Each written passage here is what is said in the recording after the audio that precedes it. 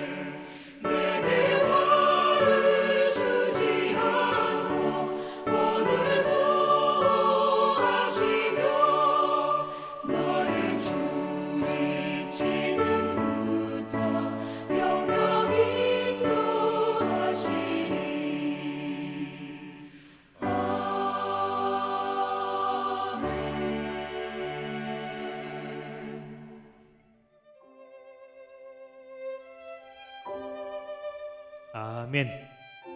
오늘 주시는 하나님의 말씀은 다니엘서 2장 24절에서 35절까지의 말씀입니다. 함께 봉독하시겠습니다.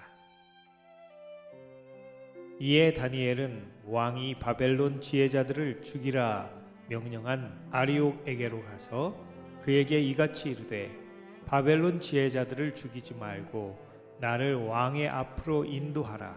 그리하면 내가 그 해석을 왕께 알려드리리라 하니, 이에 아리옥이 다니엘을 데리고 급히 왕 앞에 들어가서 아뢰되 내가 사로잡혀온 유다 자손 중에서 한 사람을 찾아내었나이다. 그가 그 해석을 왕께 알려드리리이다 하니라.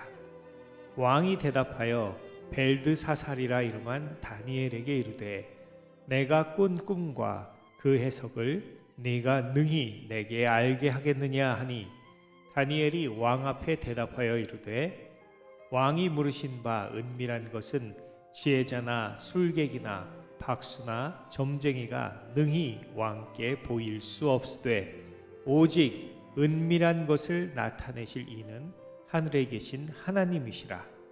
그가 느부갓네살 왕에게 후일에 될 일을 알게 하셨나이다.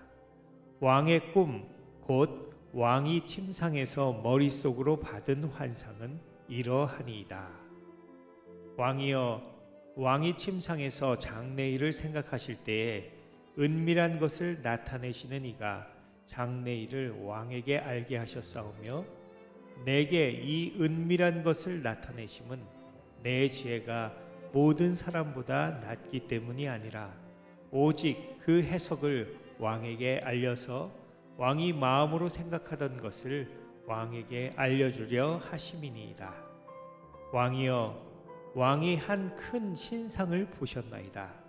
그 신상이 왕의 앞에 섰는데 크고 광채가 매우 찬란하며 그 모양이 심히 두려우니, 그 우상의 머리는 순금이요 가슴과 두 팔은 은이요 배와 넓적다리는 놋이요 그 종아리는 쇠요 그 발은 얼마는 쇠요 얼마는 진흙이었나이다.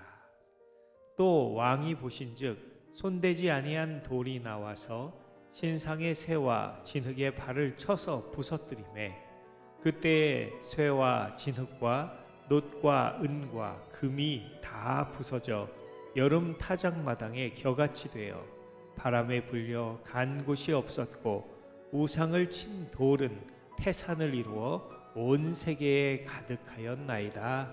아멘.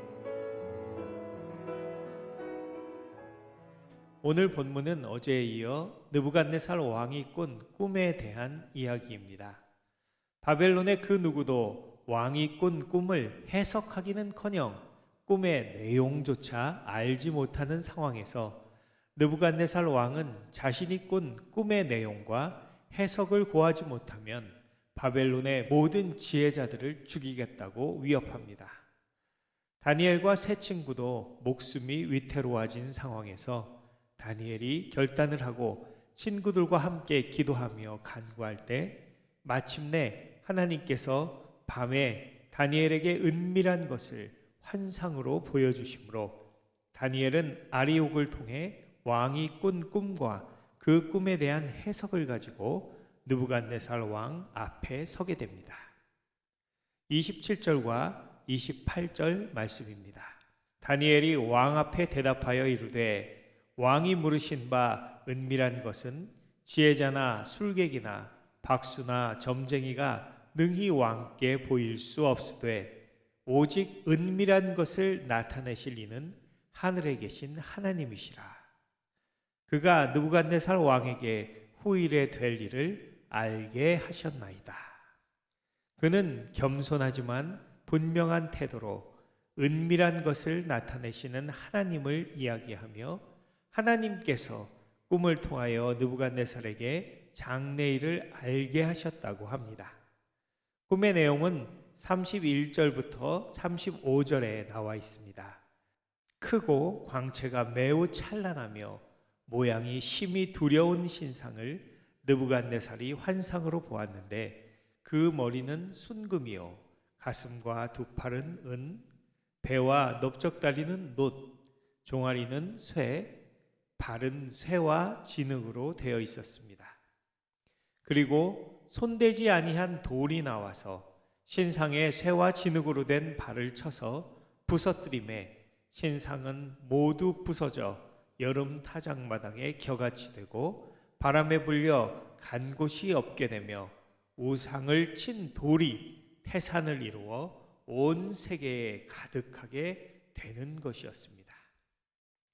참으로 기이한 이 꿈은 앞으로 바벨론, 메데와 바사, 헬라, 로마를 거쳐 뜨인돌 되신 그리스도의 나라가 온 세상에 충만할 것임을 보여주는 것이었습니다. 이 꿈은 다니엘서 7장에서 네 짐승들의 꿈으로 나타나고 요한계시록에도 연결이 되는 큰 예언의 내용을 담은 것입니다.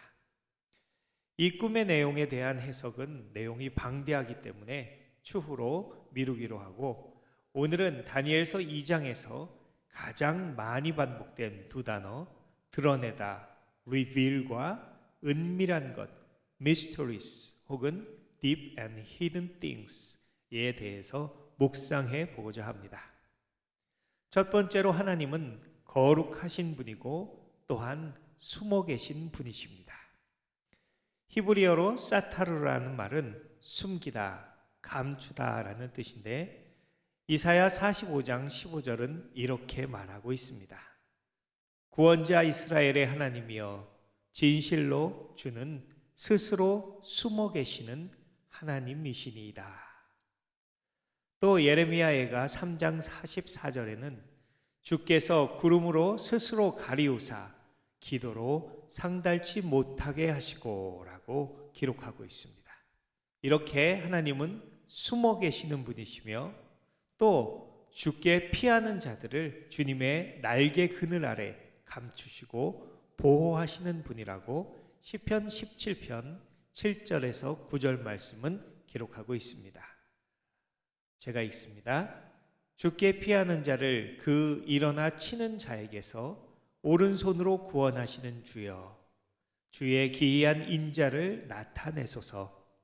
나를 눈동자같이 지키시고 주의 날개 그늘 아래 감추사 나를 압제하는 악인과 나를 에워싼 극한 원수에게서 벗어나게 하소서.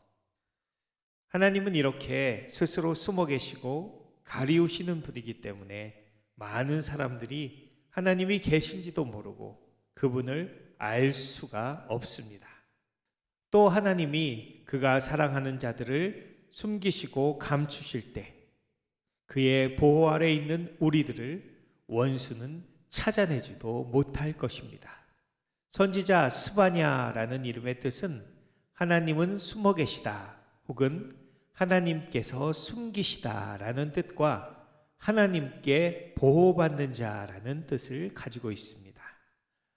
구름 가운데 좌정하사 숨어 계신 하나님께서 그의 날개 아래 우리를 숨기시고 보호하시는 은혜가 저와 여러분 가운데 있으시기를 주님의 이름으로 축원합니다.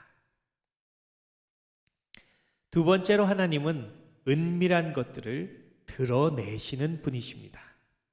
오늘 다니엘서 2장 19절, 22절, 28절, 29절, 30절에서 계속 반복되는 구절이 하나님께서는 은밀한 것을 드러내신다라는 말인데 특별히 29절에서는 이렇게 기록하고 있습니다. 왕이여, 왕이 침상에서 장래일을 생각하실 때 은밀한 것을 나타내시는 이가 장래일을 왕에게 알게 하셨사오며. 여기서 은밀한 것을 나타내시는 이 구절을 영어로는 The Revealer of the Mysteries 라고 표현하고 있는데 참으로 멋진 표현이라고 생각됩니다. 깊고 은밀한 모든 것들을 아시고 또 그가 택한 자에게 계시하시는 분이 바로 하나님이십니다. 우리가 읽고 있는 다니엘서 또 신약의 요한계시록 이런 책들을 묵시문학이라고 하는데 바로 하나님이 비밀한 것들을 드러내는 것이 하나님의 말씀이요 계시라고 할 수 있겠습니다.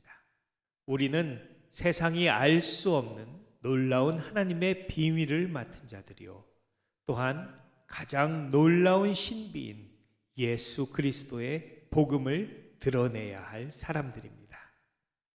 오늘 우리에게 당신의 은밀한 것을 알게 하시는 하나님의 은혜가 저와 여러분에게 충만하시기를 예수님의 이름으로 축원합니다.